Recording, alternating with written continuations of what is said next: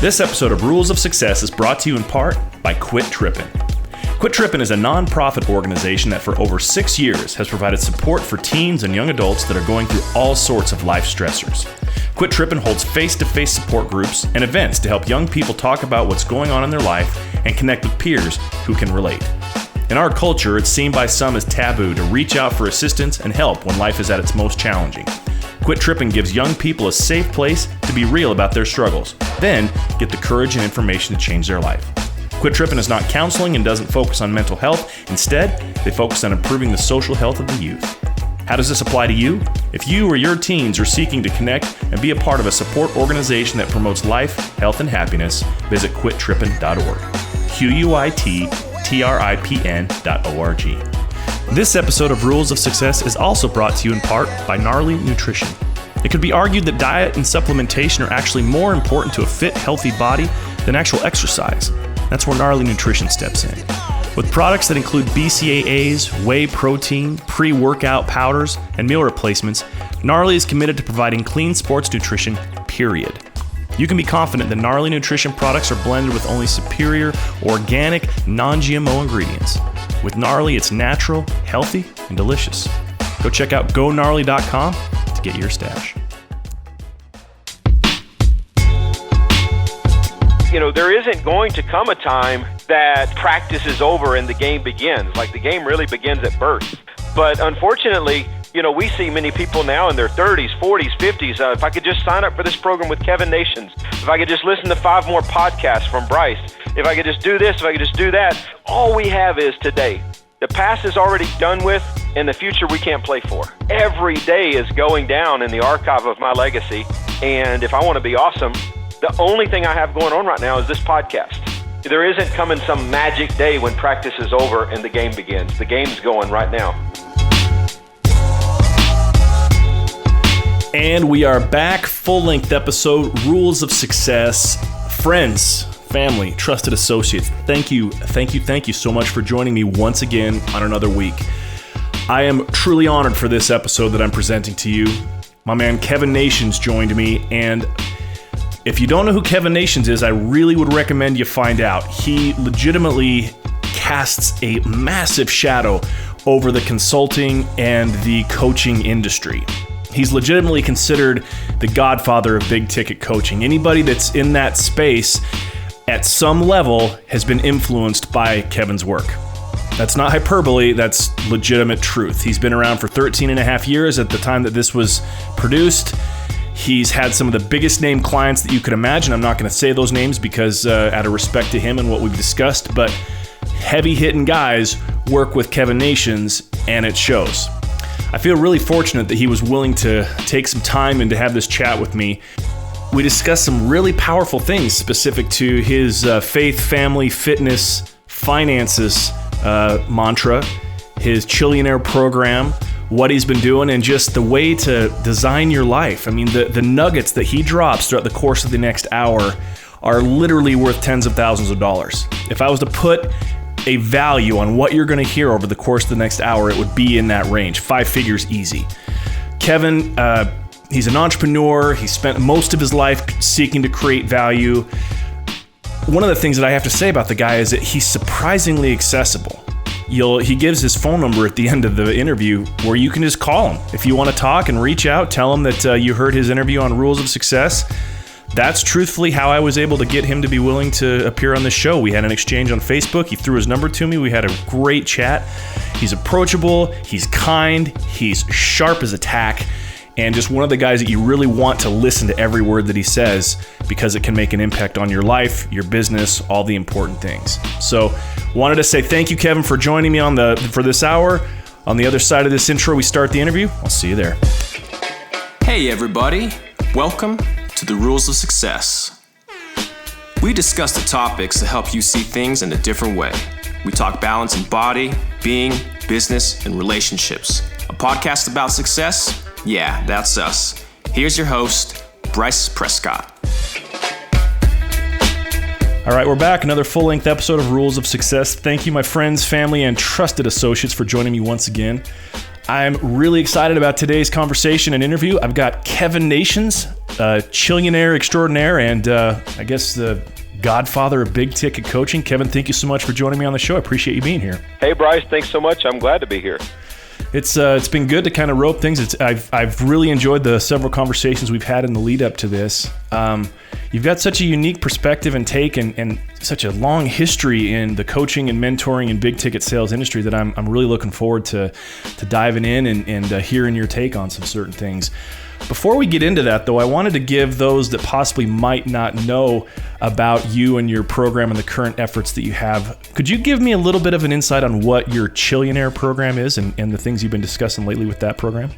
Well, the Chillionaire movement, if you want to call it that, really consists of a lifestyle component and then a more business-focused component.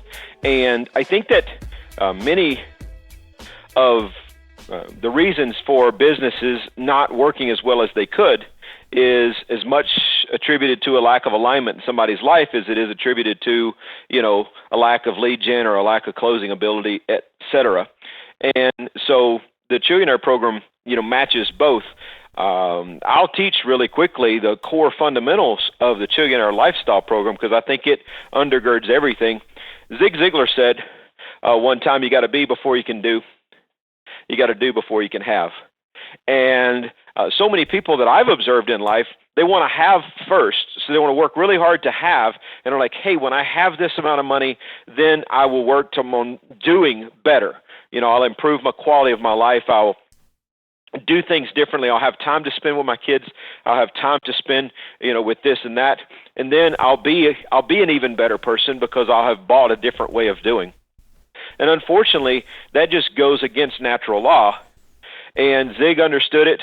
That just rings in my ears. And so the Chillionaire is basically made up of 4 interwoven threads that, 4 threads makes up a weave. And the weave of life is 4 interwoven threads. The first of those is faith. And that's just our love inwardly toward ourselves and how we treat ourselves as people.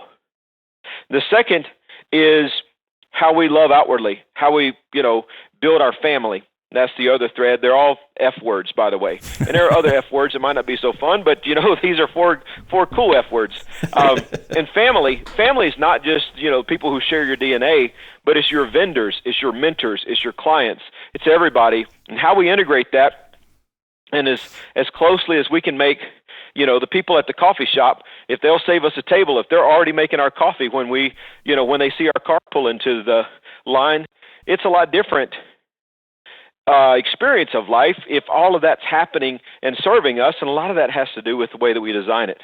And so that's our way of being, is just how we be with ourselves, how we be with other people.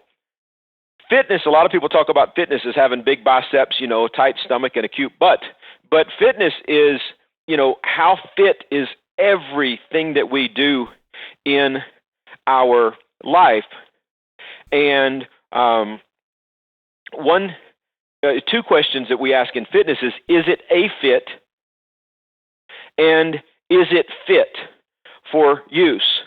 And so a lot of fitness is eliminating those things in our life that we don't necessarily need, throwing away all of those jeans that used to fit 13 years ago that'll never, ever, ever fit again, so that you can actually get to the wardrobe in your closet that is something that'll fit, so you have access to the things that serve you. Throwing away, taking all those things to Goodwill that are just cluttering up your life, getting your books in order, making sure that your taxes are paid, making sure that you have a good credit rating. Like with everything, making sure that your car is detailed, whether you drive a Hyundai or a Rolls Royce, making sure that it's detailed and it's fit, making sure it's full of gas at any given point in time. And so just the things of your life, the doing, how we do.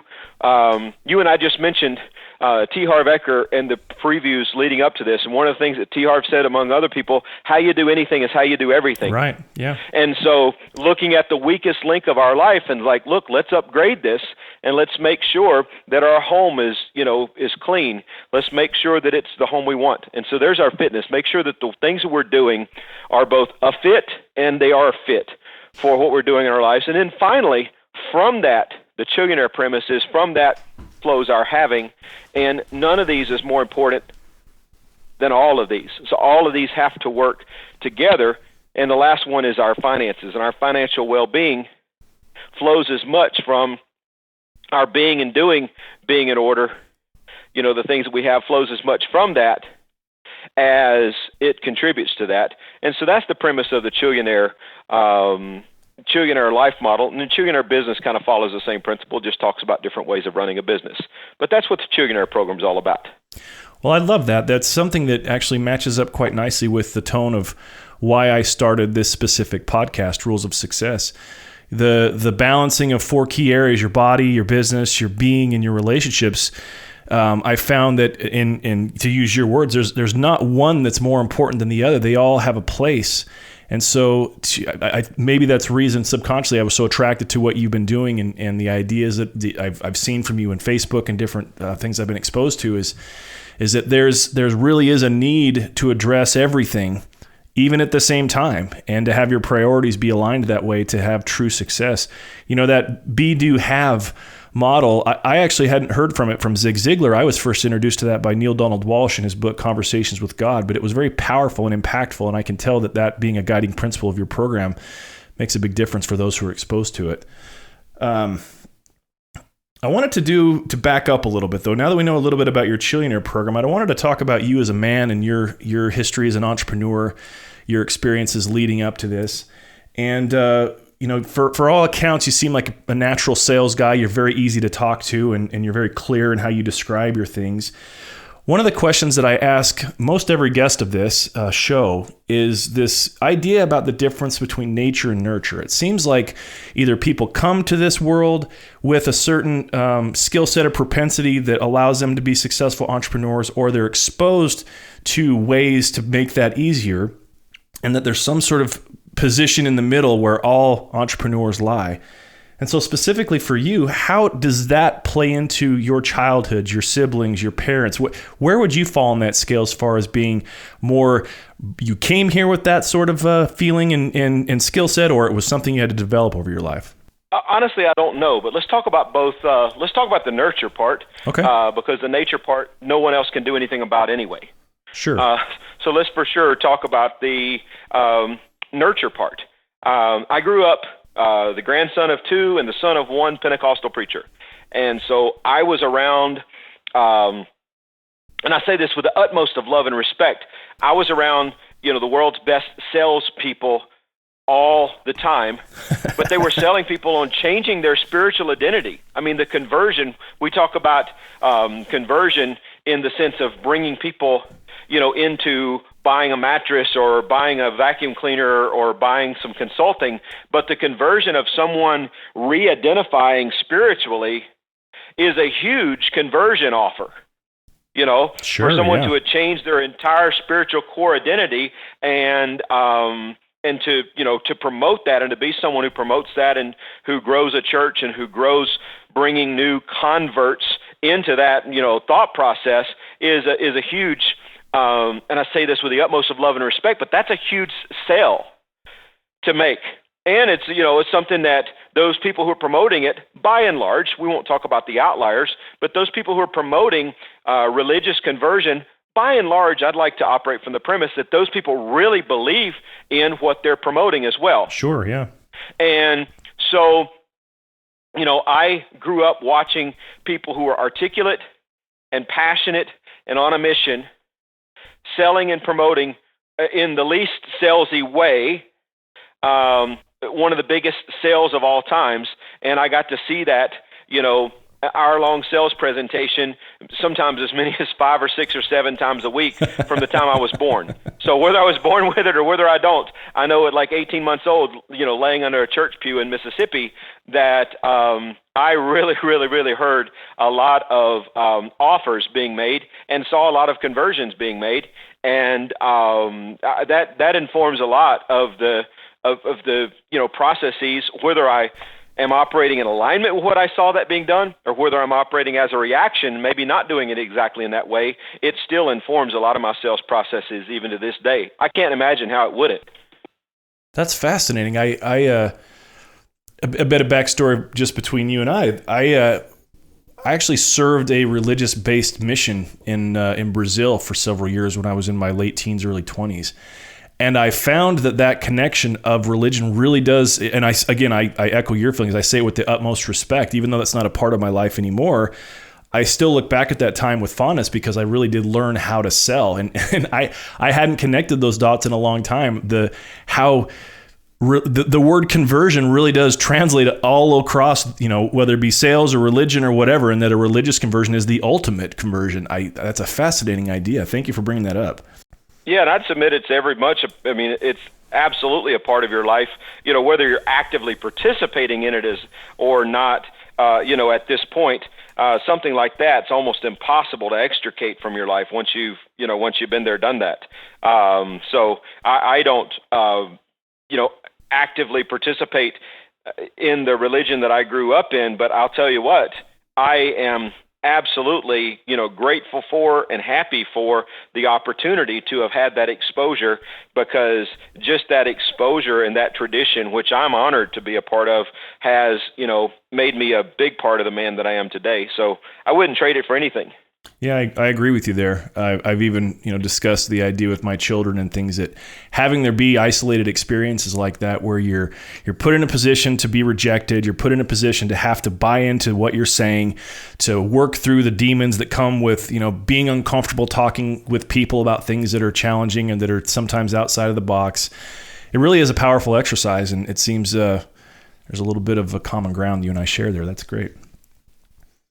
Mm-hmm. Let me ask you this. So, being that you've done what you've done for as many years as you've done it, I'm sure that you've seen along the lines, and a part of your entire process has to do with assisting entrepreneurs and people to shift out of beliefs that are not serving them, or even in a worst case scenario, legitimately holding them back from success, and then getting them into a mindset that actually allows for that to be abundantly clear and accelerating of bringing results in.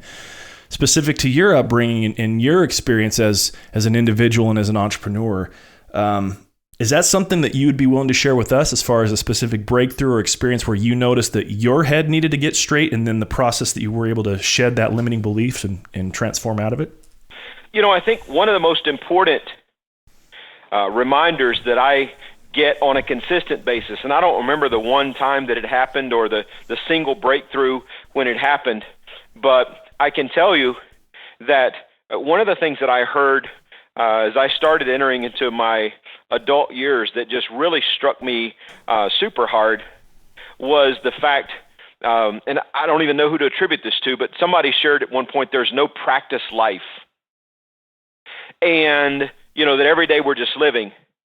Right. And I see so many people sometimes that say, when I just get out of college, then I'm going to go and I'm going to make something out of myself, or when I get my master's degree, or when my kids grow up, or when I have kids, or, when I get this college loans paid off, or, if I were to just get married or whatever, that when this happens, this event happens, then I'm going to be able to do those things that I choose to do, as if now they're out of choice, and one day choice is going to just present itself to them.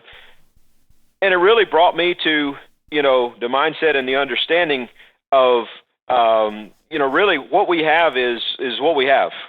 And we've got the life that we've got the life that we have.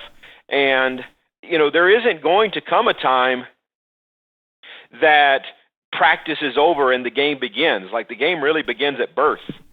And right. Obviously we have learning to do, and we have different assets at birth than we have as a kid, and different assets as a kid as an adolescent, et cetera, et cetera.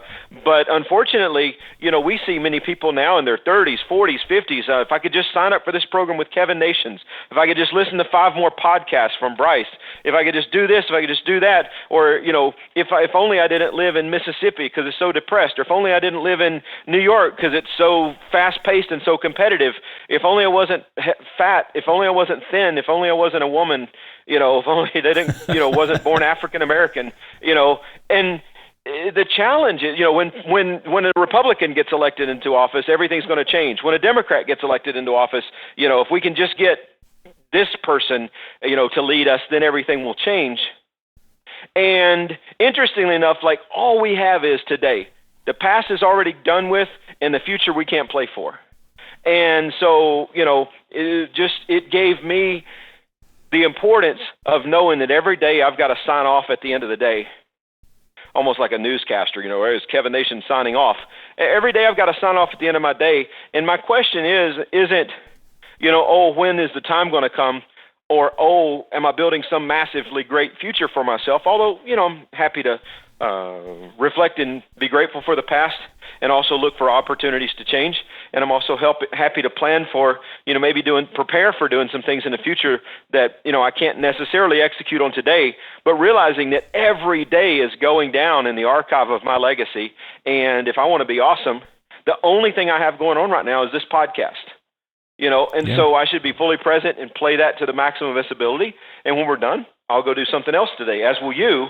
But there isn't coming some magic day when practice is over and the game begins. The game's going right now. Right.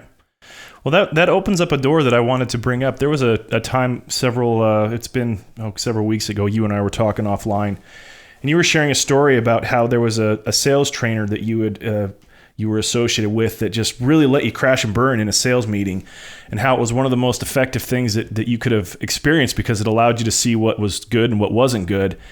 And I use that as kind of a preface. If you're willing to share that story again, that'd be great. But on the tail of the idea is that, how have you been able to adopt such powerful mindsets for yourself? Who have been the people that have influenced you and assisted you to step into that reality? Well, first of all, it was my first sales manager out of the Navy. My first sales job out of the Navy, I was selling long distance and trying to move people from paying 31 cents a minute for long distance to 28 cents a minute or whatever things might be.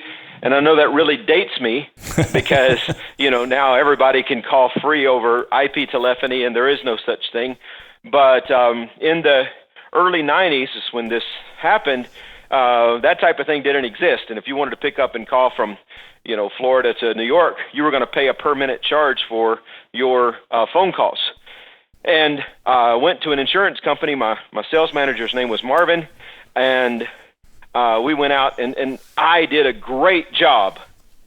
I just told the guy all of our great features, and I had on a nice suit because I, had grown up going to church, and so I had a couple of nice suits and had a nice suit and told the guy all the features, and we shook hands and he smiled, and man, I just did everything right. Until Marvin started asking me a few questions. He's like, well, when are we going to talk to him again? Well, I don't know. He's going to call us back. What exactly did we propose to him? Well, we got to, I realized I had done pretty much everything, let's just say not right. And so that was awesome. As far as I listened during those early 90s to just about everything I could find. I was really, really not that wealthy. I was already married when I left the Navy. I had a son and I had a daughter soon after I left the Navy, and I did not have a lot of money. And I was blessed to know where the thrift store was. Now, I use the thrift store for everything.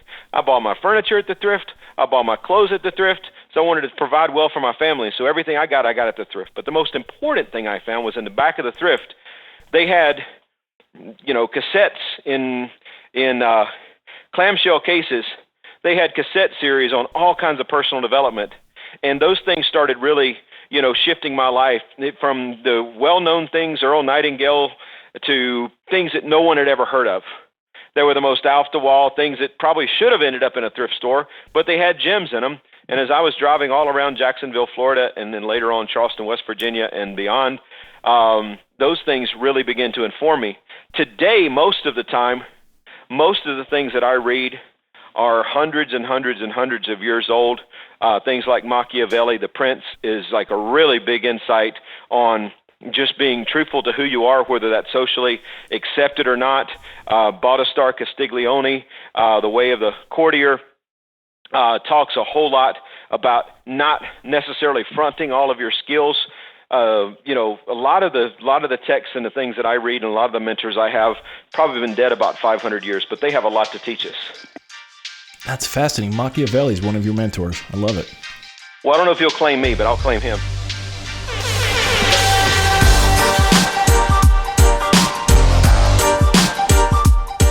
For this break between segments, I wanted to discuss a few things and give thanks where thanks are due. First and foremost, thanks to the longest running sponsor of this show, Gnarly Nutrition. It's been a fun ride with Gnarly. Not only do they provide those great organic, non-GMO products, their protein powders, their branched-chain amino acids, pre-workout meal replacements, all that good stuff. They're more than just a sports nutrition brand. They're actually a lifestyle brand. If you go check out GoGnarly.com, you'll see what I mean. The mission of that company is really to help people be better versions of themselves, and all that includes. Anyway, go check out GoGnarly.com to see what I mean and pick up some of their stuff. Now, before we get back to the interview, I wanted to discuss with you some changes that I've made to my lifestyle program. As many of you know, I am the author and creator of the Apply the Science program that I wrote as a companion to the book, The Science of Getting Rich. One of the things that I've noticed throughout my coaching experiences has been that a focus on money will bring you money, but nothing else. But when you focus on the other parts of your being, you actually will get money as well. So what I've done is I've recreated a lifestyle expansion program that focuses on increasing your lifestyle so that you have everything that you would want and need as a part of that, including your health, your relationships, connection with yourself and those around you. And then by sharpening your saw in that way, help you make more money. Anyway, go check out applythescience.com to see the changes that have been made. And if you'd like to work with me in this capacity, let's talk. Applythescience.com is where you check that out. Back to the show.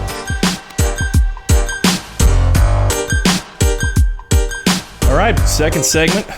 Thanks again, Kevin, for this. This is really fascinating. I mean, I've watched from afar your career, and some of the people that you've been associated with, or I guess I should rephrase that have associated with you, have really been killing it in their respective spaces. And it's a tribute to you as a person and your product. And I'd like to talk a little bit more about the Chillionaire movement, the Chillionaire program, and more from a standpoint, though, of how it came to be and where the inception of how the idea became more than an idea and then became a program and the name and all that stuff. So please share with us, how did Chillionaire come to be? Well, many people know I worked with Frank Kern from probably late 2010 to early 2011, and I was still living in Ohio, and I was living in La Jolla for a short period of time when Frank and I worked together. And for the first time in my entire life, in early 2012, I decided where I wanted to live. And all of that had been, made in the past jointly with my former wife or with my parents. And I'd never really made a massive decision as to where I wanted to live, both the home and the location. It'd always been like, this is thrust upon me. I have to live at this city because this is the closest thing to here or this or there. All of it was a reaction. And for the first time, I made a choice to live where I wanted to live. And I can tell you that it's one of the most important choices in your life. So pick your city, pick your community, pick your home, because it's where you spend most of your time, and be very conscious of that, because you get in the best place for you, probably one of the best decisions that you can make for supporting your future choices. And so I moved here to what we call Spa Nations now in early 2012, and I was here all by myself in a big old, nearly 10,000 square foot home, and I wasn't married to Melissa yet, and it was just me and Chance to think. And as much as I started, thinking about growing my business, it gave me a chance to look and be introspective on who I was, and consciously think about who I was and how that informed my business and impacted my business moving forward. And I had been studying, just out of curiosity, I don't really know anything about this, but I'd been studying how Forex works, the different currencies of business. And I talked about faith, family, fitness, and finance probably since like 2007 and how those impacted, but I'd never really thought about it. And it was interesting to me how I could, take $1 and trade it for some Japanese yen at the right time, and then trade that for some Great Britain pounds, and trade that for the euro, and then come back to dollars, and just through the various exchange rates of currencies, end up with more dollars than I started with, without any stock growing, without any business getting better, just by the different exchange rates. I'd grown up a nuclear engineer, and in a nuclear engineering system, all systems have loss. And so if you exchange, fuel for energy in an engine, you're going to get energy, but you're going to lose you're going to lose something due to friction or whatever. So I had always had the mindset of all systems were lost. So if you put in 10 units, you get 9 units of something else. This whole currency exchange thing just really blew my mind. And I started thinking about that as it relates to life. I think that many of us relate life to loss-based systems. Sure, if I'm going to have more money, then I've got to take some time away from my kids. If I'm going to go get fit, I can't go to church and do my spiritual practices. I've got to spend more time in the gym. If I'm going to be a better dad, I'm going to have to agree to make less money. There's this premise that we'll just talk about the faith, family, fitness, and finance, that if I build Peter, faith we'll call that, I've got to rob Paul, money, and vice versa. If I want to build Paul, I've got to rob Peter. And I just decided that was untrue. And so I began to look at, those different elements and saying, if I build my faith and I become a cooler person, that's going to encourage me to be more fit. So I'm going to have more encouragement.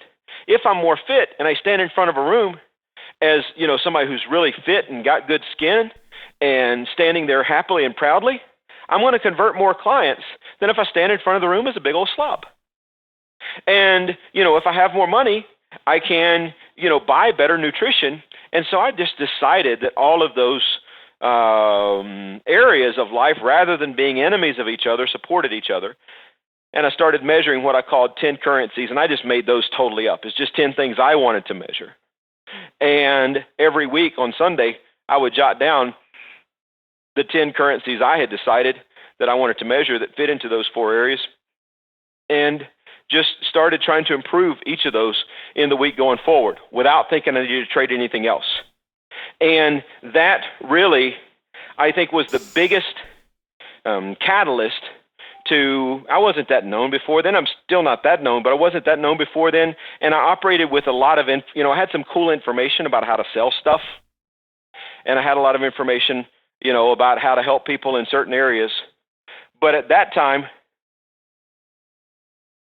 I began to understand that, my strength and power in selling was as big a result of the person that I was, or the person that I chose to be, as it was a response to what I knew or what I could do for people.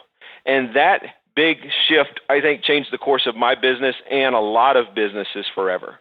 And so that was the start of the Chillionaire program. Obviously, we put some, instructional design around it and teach some stuff and et cetera. But that was the beginning of the shift to the Chillionaire system. And all we've done since then is just put language around it. Well, the next question I had for you, actually, it seems to be you've kind of already answered it, but I'm gonna pose it anyway. So how does the Chillionaire program and Kevin Nation, the 2 core philosophies of each one of those, what are they? What is the core philosophy of Kevin Nations, and what is the core philosophy of the Chillionaire program? I think the core philosophy of them both are the same, because the Chillionaire program is just me sharing what has contributed to my success so far in mentoring people to have that same success for themselves. Now, obviously, they're going to have different priorities, and so rather than having a vastly diverse number of priorities, or let's rephrase that, rather than having completely aligned priorities with mine and me helping them get my priorities and helping them emulate my life, just helping them emulate the way that I got my life so that they can go get their own. So the core premise of the Chillionaire and the core premise of Kevin Nations is, first of all, to design the life that you really want. And that, to start with the being. What's the person you want to be? How do you want to show up? Design your relationships with other people. How do I want those relationships to be? Design the things that you do. Is it fit? Is it a fit?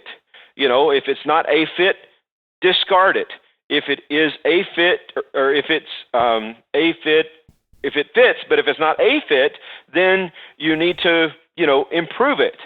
And if it's awesome, you need to celebrate it. I think that so many people sometimes forget that last one. They've got things that are going on amazing in their life, and they're always out working on the thing that they want to improve, and they don't necessarily take time to celebrate the things that they're already badass in.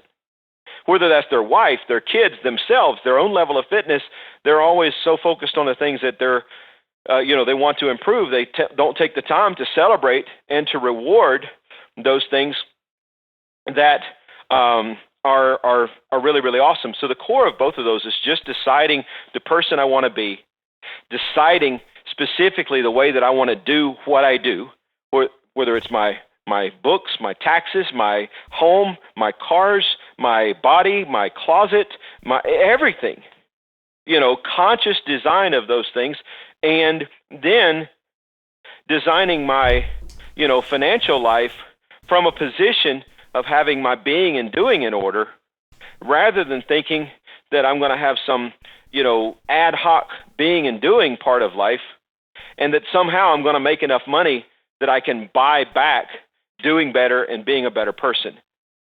And that's the whole core premise of the Chillionaire life, is work on the core first, build core strength, as many fitness people will tell you. Build core strength from the very beginning. It's going to make all your other exercises better.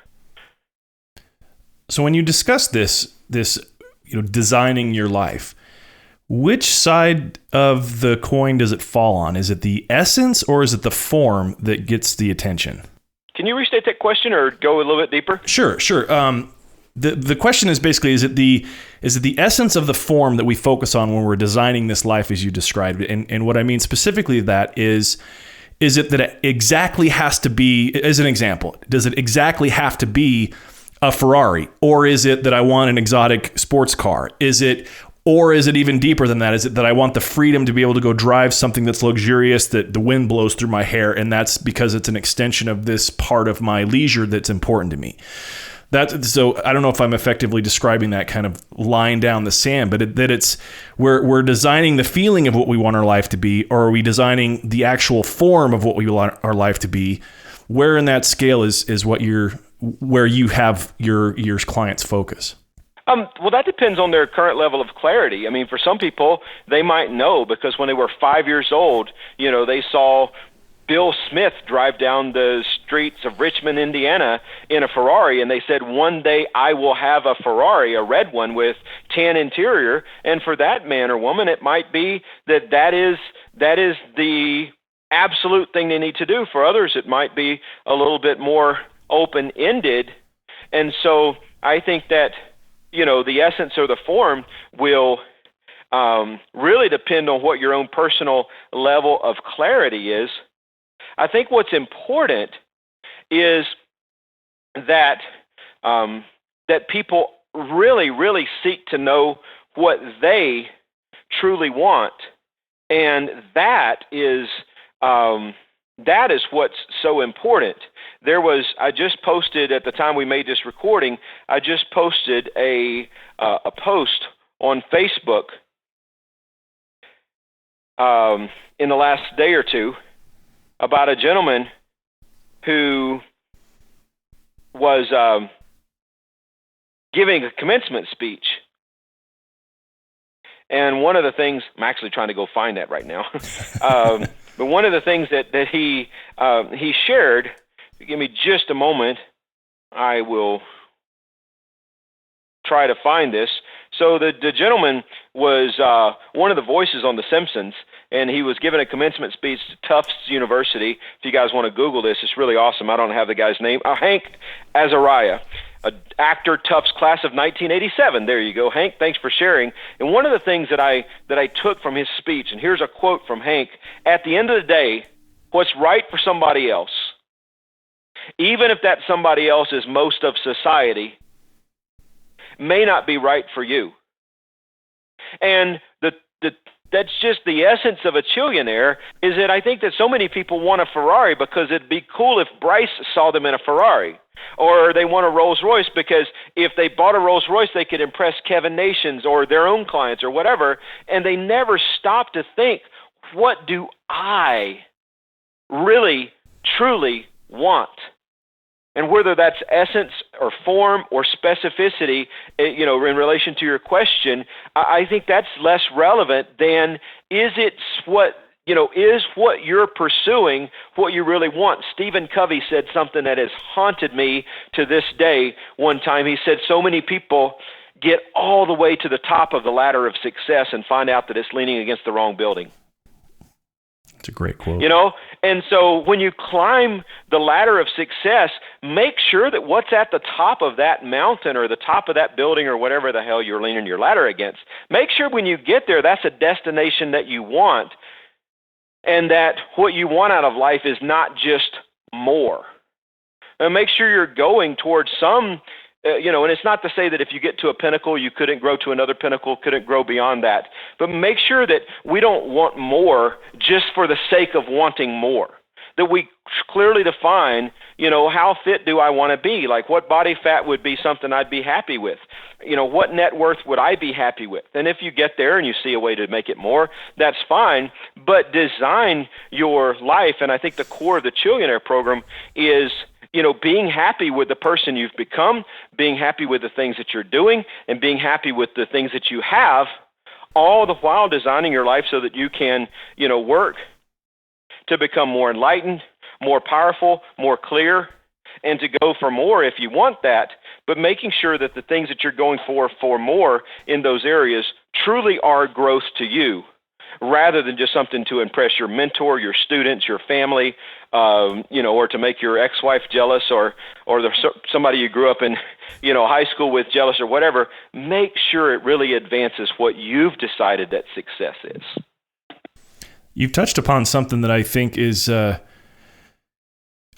it's a problem that a lot of entrepreneurs face, and that is, as I heard it anyway from you, it's that dance between being grateful for the moment and for what is and what our experiences are now, and making sure that we're good in that moment, while at the same time striving towards a greater level of excellence by, having targets and reaching for that life. And there is a portion of more that's a part of that, but the dance between those two things, that today is exactly the way that I would have wanted it to be. I'm grateful that today is what it is, even in the midst of reaching for further goals. I've seen that happen in my own life and in the life of those all around, where we either lean on one side or the other too much, where we're too content and we lose ambition or get swallowed up in that a little bit, or we're living in Tomorrowland where we're not looking at what's happening today because we're hustling so much to try to bring in those results, and we lose in that scenario too. It's a fascinating take the way you've described it. Yeah, the only person who can decide whether we're in alignment is us. Like, no one else can decide that for us. That's absolutely right, man. I find it that I had somebody one time talk about how it's in direct opposition to what you've said, which is I'm actually seeing the wisdom in what you're saying here. When we talk about goals and different things, that it's actually better to strip down the form and focus on the essence, and that the universe has more to play with when we understand the essence or the emotionality of what we're seeking.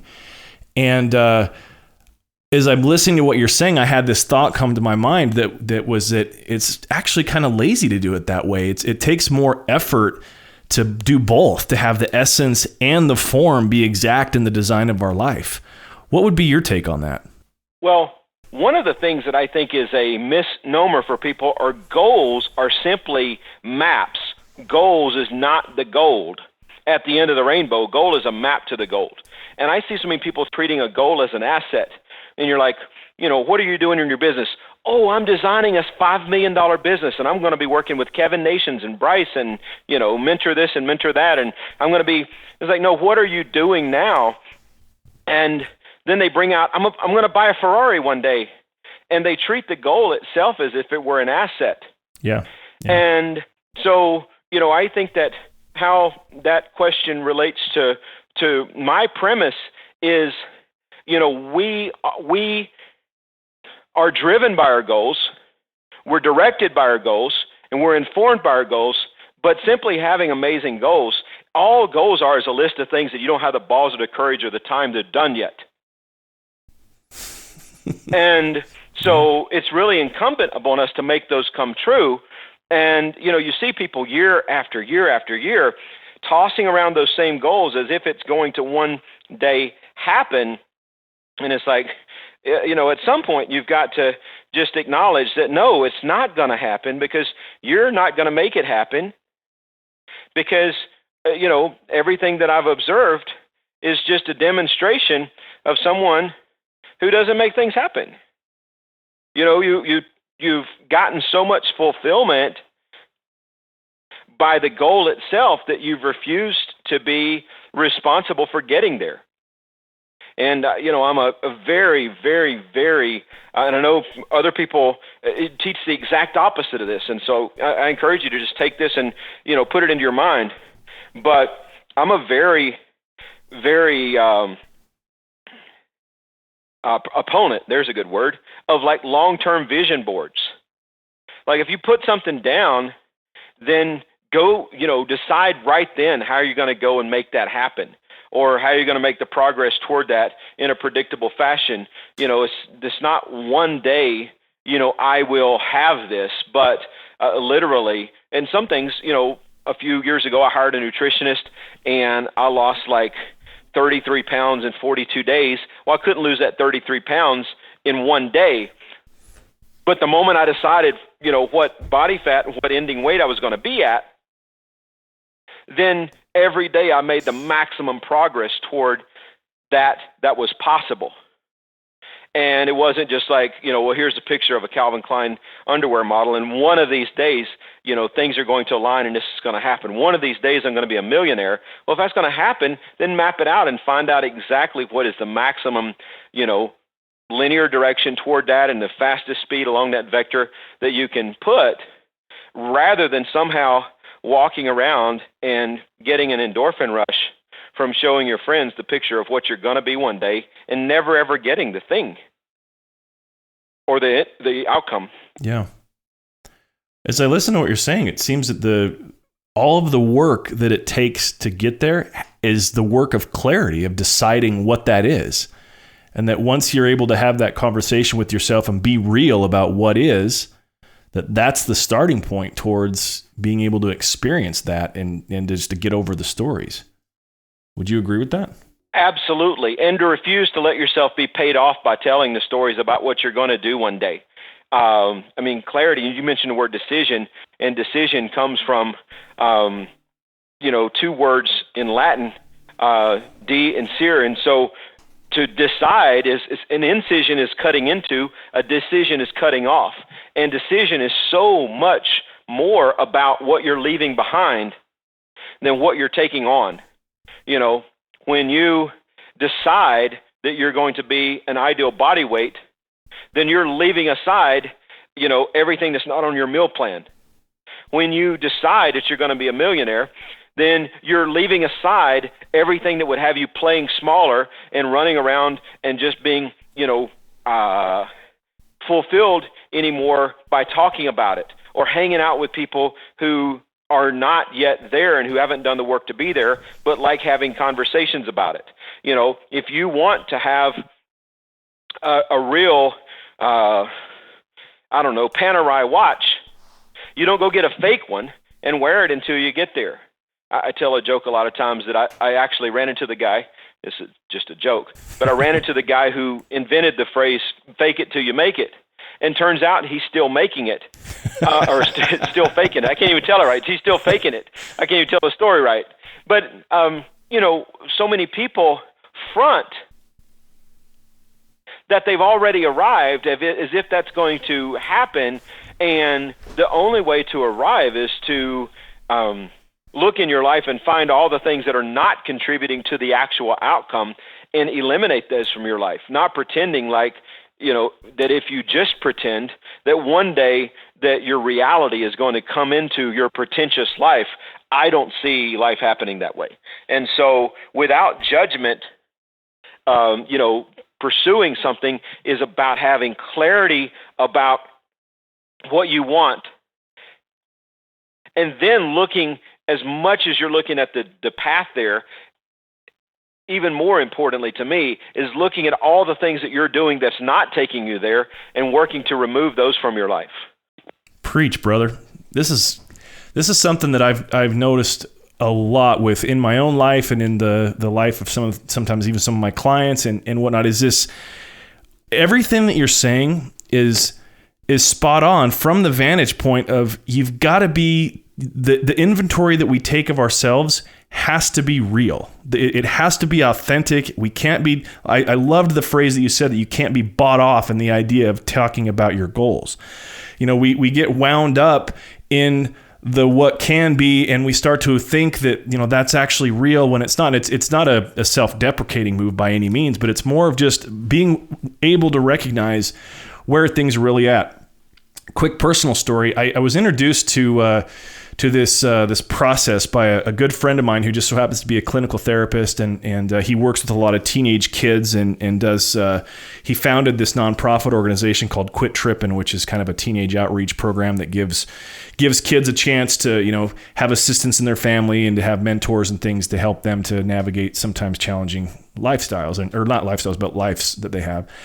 And there's this new research that's been coming out about this concept of using a selfie video as a way to kind of self-adjust and to come to terms with things. And it's not like a video you'd put on Facebook or anything, but you record yourself having a conversation with yourself about certain things. And it's stream of consciousness, no agenda. You just kind of talk and everything. And that by doing that in the right frame of mind, that you can actually come to terms with things that you're really not being honest with yourself about. And that there's this emotional release and this clarity that comes by doing that.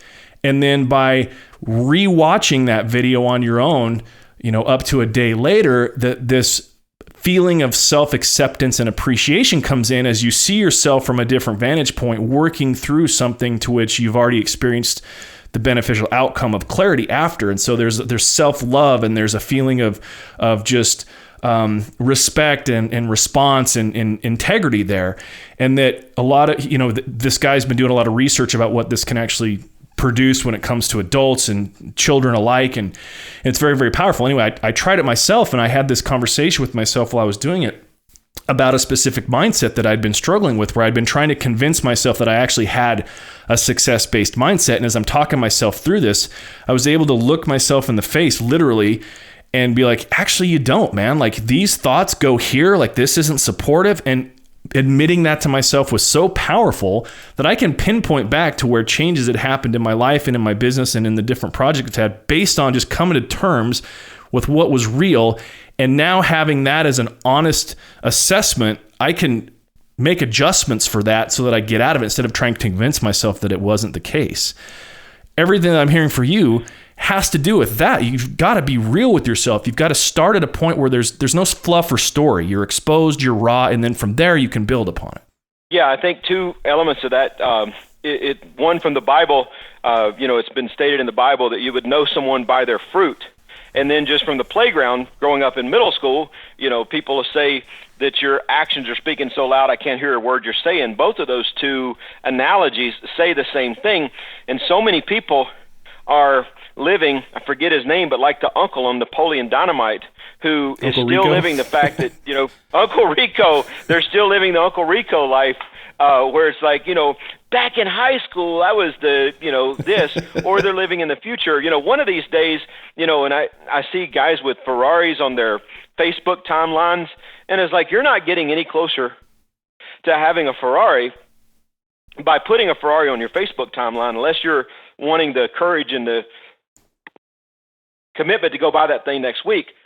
Better to put a picture of your Hyundai Sonata, which is a damn good car, by the way, better to put that up there and remind you of where you are and tell yourself, when I buy a Ferrari, I can take this Hyundai Sonata off my timeline, but most people, they get an endorphin by looking at that, Hyundai Sonata and, or endorphin by looking at that Ferrari. And then that doesn't even have the drive to do the thing. I can tell you that one of the premises that caused so much conversion in the religion that I grew up in was, the premise that there was a literal hell that existed, that if you didn't live right, you were going to go to and you're going to burn forever and everything. I'm not here to endorse that. I'm actually not even here to judge that. But let's just presume for a moment that's true. If that is true, that's a lot more motivation for doing something to change your life right now, the fact that you could die at any time, and if you didn't live right, you'd go there, then the motivation of, oh, the life in this religion is so cool, and you get a lot of existence, or get a lot of cool existence. And so there has to be something about the awareness of where we are right now that's as much a driver for informing our actions than just continually talking about, where we're going. And that goes into a lot of my sales strategies and stuff too, is without creating any judgment and telling somebody, hey, you're a bad person, or you're terrible, or your business sucks, or whatever, but literally, putting that before picture up on the refrigerator will really inform you when you're reaching in there to pull out that Coca-Cola and going to go raid the pantry for that, half a bag of Doritos. Having that before picture on there is probably a lot more of motivation than if you were to put some, really, really awesome picture photoshopped of yourself looking really great, because that awesome picture actually informs your mind, hey, this is what's possible. Whereas the other one says, hey, this is what's present right now. And so it's great to have all of these goals, but, sometimes goals, just having goals themselves, in some way distorts our reality of where we are right now, and, helps us somehow mask the fact that even though that's a goal, we're not there yet. Some people think by putting the goal, we're already there. And, the law of attraction was really, really promoted heavily with the movie The Secret and et cetera. And I'm grateful for that. But, as important as the law of attraction and having big, expansive thinking has to be the law of rejection and deciding what you refuse to live like anymore. Yeah. As much as people don't want to admit it, there is a beneficial aspect of fear that plays into that you can have as a healthy part of your motivation.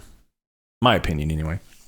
Well, I'd like to talk about the specifics of how you've been able to build your audience and continue on for as many years as you have been. You've been doing this for over 15 years, right? No, just around 13 and a half. Okay, 13 and a half.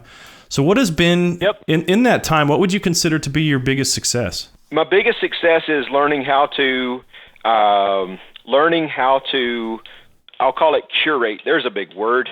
But learning how to curate my customers, and instead of just trying to have the most customers, having the exact right blend. And I can tell you that I've got about 40 Chillionaires right now, and I've got about 25 people, maybe closer to 30, but 28 people in the family right now, and about 40 Chillionaires. And, those 68 people are, to me, perfect. I don't have any, I use this word internally, and we have a definition for it, so this isn't a judgment, it's just a statement of non-alignment. I don't have any motherfuckers. I don't have anybody I wake up and like, oh man, I hope Bryce doesn't call today. And so the thing that, so many people, once again, that's the being, doing, and having. Like the doing, every day I get to talk to people I actually enjoy talking to. I get to help people grow their business that I actually feel like that I'm helping the planet if they go get another customer. And I'm like, oh crap, I'd like to help them make more money, but their stuff sucks, and they're actually hurting people in the planet. I get to, and once again, this is my own judgment of these people. Obviously, other people might have different judgment, but it's my business and my life. And so, I'd encourage people to have the same judgment about their own, and they might judge differently than me. And so to me, I think the biggest success of my business is not that it makes X dollars or not that it's lasted this long or whatever. The biggest thing of my business is I wake up every day, and whether I'm running an event here or whether I'm talking to people on the phone, whether I'm trying to get new clients or whatever, I wake up every day literally ecstatic about what's coming next, because it's as close to perfect as I could possibly design it. Well, congratulations on that. That's really inspiring to hear. Being that you've done it for 13 and a half years, there had to be some adjustments along the way. What would you consider your biggest obstacle to have been over the course of those years? Biggest obstacle is and it's a recurring theme. Hopefully it happens less often and for less time, but the recurring temptation that more is better. More can be better. More isn't always better. I love that. More for the sake of more is actually destructive in my book. I've proven that one multiple times in the last 13 years. Well, this has been a really fascinating conversation. I appreciate your time. I guess to wrap up here, if somebody wanted to become involved with you or to discuss the potential of being in your family or the Chillionaire movement, where would they go? What's the best way to interact with you, Kevin? I do a lot of engagement through my Facebook profile, my personal profile. It's facebook.com/The Real Kevin Nations. Facebook.com/Kevin Nations takes you to my business page, which I'm not that active on. Okay. Or, I mean, people could just reach out and call me. A lot of people define, ultimate success as being inaccessible. I kind of define my success as being imminently accessible. Just about anybody who chats me on, Facebook, I'll have a chat. If you want to just call and talk, 888-77-KEVIN. Even if we decide clearly that working together isn't a fit, it's not a waste of my time. I'm happy to talk to anybody. I'm happy to chat with anybody and tell them if it'd be great for us to work together. If not, I'll try to give them some cool tips to go do, other things. I'm really not that overwhelmed with the delivery of my business and have time to chat with people. You won't need to, fill out some application form or wait 6 weeks or talk to 14 levels of assistance or anything like that. Those usually reach me. The 888 number rings my cell phone as long as a couple of office phones here at the house. So Facebook chat or the phone are probably the best way to reach me. I believe it's a seller's market, and I try to teach you how to create a seller's market. And what I mean by that is I want you as the expert. If you're somebody that maybe we may be working together at some point, I want you to become the prize in your own arena. And so lovingly, I work from that premise. If we're going to work together, I'm the prize, you're not the prize. So that means there's no information anywhere. There's no websites defining what I do that you can go and read and peruse and decide if you want to do it or not. There's none of that, because that would indicate that by putting that out there, I would say that the market's the prize. Nope, in my market, I'm the prize. And I say that proudly, but I also say that wanting to help you establish this for yourself. So I'm not trying to say, hey, I'm the prize and you can't be. I'm saying, hey, I'm the prize in my arena, and I want to help you establish you in that position in your own marketplace. But that's how somebody was to reach out, and pretty easy to get in touch with, but don't have a lot of, things out there. So if you call and say, hey, can you send me, the things outlining what you do? The answer to that would be no, because they don't exist, nor would I ever create those. Well, I can speak from personal experience that it really is that easy to get in touch with you. That's how you and I became in contact. You had a really inspiring post. I put a comment on it, reached out to you on Messenger with an invite, and fast forward about 6 weeks, and here we are. So if anybody that's listening to the show and has been moved and inspired by what he said and would like to be involved, it really is that simple. Just hit him up on Facebook. He's really good that way. Anyway, Kevin, thank you so much for your time. It's been a pleasure. Honestly, I feel like I've been able to sit and sup at the feet of a master, and some of the things that you've said here, I'm glad that we have recorded, because there's some real powerful gems in there. If anything, just for contemplation towards better clarity for the individual that listens. I know for myself that is huge for me to have to listen to you share, your 4 F's, faith, family, fitness, and finance. And just the way that you live your life emits an energy that knows that you practice what you preach. So I thank you for myself and for the listeners of the show, and really appreciate your consideration and your input here. Oh man, thanks so much, and it was an honor. I don't do these very often, and I had a lot of fun today. Thank you for having me.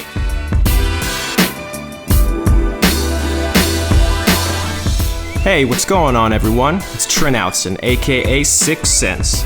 Thanks for tuning in to the Rules of Success podcast. Next week, join us again for another ride.